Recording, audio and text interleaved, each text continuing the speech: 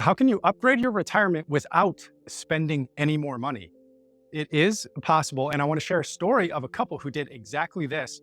And I would say about 90% of our clients, they go through a similar experience in retirement or just before they retire. So there's a couple at Streamline Financial, one of the clients that we helped, and they went through something recently. And at the end of it, they said they felt like there was a weight lifted off their shoulders and they just felt a lot more free than they did in the previous 6 months. So I'll share that story and then how to apply it to not just your own life, but also to your accounts and your investment strategy as well. So this couple, they were in their early 60s and they recently retired, and they live in a 2-story house, one that they've been in for the last 30 years. And as you can imagine, and maybe experience yourself, over time, you just seem to accumulate more and more stuff, right? And they had 4 kids as well. So anytime that you have kids, you just have to multiply all this stuff by 10. I'm feeling that myself as they get into the preteen years. Now their kids are grown and they're in their 20s and 30s and they're starting their own lives. And the couple's now retired, so they don't need that big house anymore. And they're faced with, what do we do with all that stuff? So the conversations with our clients, it can be, when we have this combo with our clients, it's a bit of a burden. And yes, it's first world problems, of course, what to do with all of this stuff, but we still need to do something about it. And we need to adopt a new mindset that's going to assist us as we move forward in life and get into this retirement life. And the mindset that we've seen work for so many retirees is simplicity. There are countless quotes from intelligent people on the benefits of simplicity.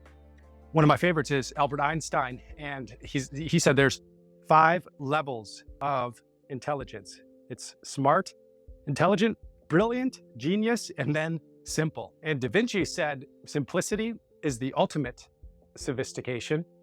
And then also Confucius said, life is really simple, but we just insist on making it more and more complicated. And then finally, one of my favorites, the wise philosopher Dave Zoller says, retirement is simple, but the financial industry insists on making it more and more complicated. And if you feel that way, then let me know by clicking the like button. But retirement is really such a good time to think this way because it can be sort of a reset. After we're done with our career and we're figuring out what to do next or stay where we are or possibly move, there's so many changes and transitions happening. It could be a good time to reset, not just with the physical stuff that we've gathered, but also with how our finances are organized, right? Over the last 30 years of saving, we've accumulated accounts and we've got all these different investments that are building up in the accounts, and some are at different custodians and different companies and different mutual funds and 401ks and all this stuff. When we're planning with our clients, we organize people's financial lives and we'll often draw a picture that is really just very simple. And it's listing out all of the different accounts, bank accounts, high yield things, Roth, 401k, whatever it might be. And then figuring out how can it be simplified. And a lot of times you can simplify and get down to, 3 or 4 accounts that just make it so much easier to manage. And you can do this, you can simplify without sacrificing performance. Now, there's another important word to keep top of mind in retirement, and that is purpose. Because when we're done with our work, our purpose and our identity, it might change a little bit, right? We're no longer John Smith, head of blank division at this company, or Jill Brown, the owner of the blank small business. But after our career, it's a good idea to get clear on our new purpose and our new identity.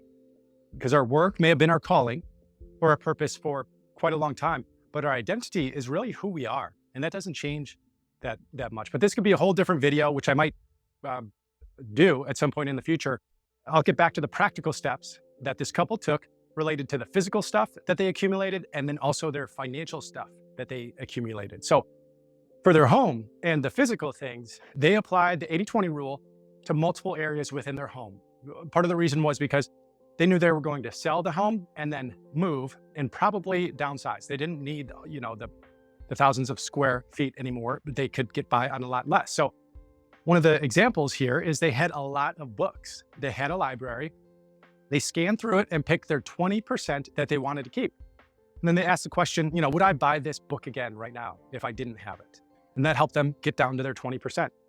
And then as they were sharing what they were doing and downsizing with some of their friends, somebody said, oh, my sister, she actually buys used books and she sells them online. And they said, tell her to come over. She can have any book that they want and she could sell whatever book they want. We don't really want anything from it, but have her come over and help get us, get it off our hands. It was just so easy for the couple to do that, but it made such a big impact on that woman, on the sister who came and took the books from them. And she was amazed at their generosity. And it opened up some great conversations together. And then any of the books that the sister did not take, it just went to the donate pile. Now, example number 2 is clothes and shoes. Maybe you've done a little declutter every few years, but the main question here again is, would I buy this again if I didn't have it right now? And then a lot of it went into the donate pile. And actually, I'd be curious to hear from you in the comments. What advice would you give someone who's looking to simplify? If you've gone through this before, if you have any thoughts around simplification, let us know. The third example is really the hardest thing because of the sentimental value, and that's the kids stuff, right? They told the kids, next time you come in for Christmas or Thanksgiving, do a scan through, pull the things that you want to keep, bring an extra suitcase, load it up, because after that, then we're going to start giving this stuff away. So after the kids came, did an initial run through, there was still a bunch of stuff that they didn't take because, when they're starting families and doing things, they don't really want to add that much stuff either. But what the couple did is they picked the 20% that they wanted to keep, and then the rest, they took a picture of the stuff they were going to give away, and then they sent it to the kids and said, we're going to give this stuff away. Anything else here you want to keep, otherwise we're going to donate it. And they gave a deadline, and then the kids were more motivated to come back and then get the extra things that we're going to give away. So that's just an example of simplifying the physical stuff. Now we've got to simplify the financial stuff too. So here are the top 3 ways. Number 1 is simplify expenses. We have all these different expenses for food and healthcare things, or cars, or entertainment, or the utilities for the home, or travel, and giving to kids, whatever it is, charity. We can simplify expenses into just 2 camps. It's the things we definitely need to spend money on, and then the wants. So if you're getting close to retirement, having those 2 camps, needs and wants, is a great thing to do, because that is, again, around peace of mind. When you know the essentials and the needs, just knowing that, oh, wow, it's not as much, we have this much going out every month, but when we look at the needs, it's not, it's about half that, or whatever it might be. So that's a good way to simplify it. The second thing is to simplify income, right? How much money do you need coming in each month to cover those needs? And then how much would you need coming in to cover the wants? So that's just, again, you've got all these different accounts that you're going to be drawing from and bringing money in, but just get it into 2 buckets for now. What is the amount? How much do you need coming in? Next is simplify accounts. So we already drew the really messy picture of all, the 401k, the traditional IRA, Roths, taxable accounts, HSAs, FSAs, whatever, high yield bank accounts. And then not to mention if you've got real estate or private investments and things like that, maybe old life insurance policies. You can organize these into 3 camps as well. So you can think about taxable things. That would be like the individual accounts, or the joint accounts, or the trust accounts, right? And then you've got pre-tax, which is the pre-tax 401ks, the traditional IRAs. And then you've got the Roth IRAs and Roth 401ks. That's the tax-free. And if you just look at those camps, taxable, pre-tax, tax-free, list all the different accounts that you have under each one of those, just to get an idea and then start to simplify. Many of them may be combined in the future. Next, what about simplifying investments? If we were to classify investment asset classes, equities, fixed income, cash equivalents, real estate, commodities, alternatives, derivatives, so not many people use that. But under each one of those, there could be dozens or hundreds of options. And when we're reviewing and doing the investment strategy review for clients, or for people who are thinking about becoming clients, then we see a lot of duplication of efforts in the different accounts, and the investments are doing the same thing. And in my opinion, there's a benefit to this, and then also a negative. But a lot of people, maybe the majority of people out there in America, could be just fine with a simple 4-fund solution.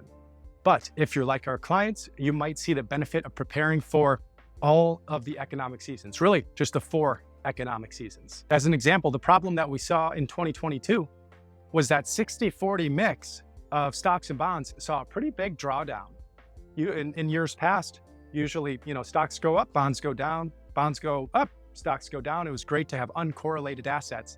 It wasn't so true in 2022. The clients that fared a lot better that year had asset classes that did well in higher than expected inflationary periods. These are the 4 economic seasons: higher than expected inflationary periods, or lower, or deflationary, higher than expected economic growth, or lower than expected economic growth. And just to give you an idea of different types of asset classes, I saw this from Resolve Asset Management.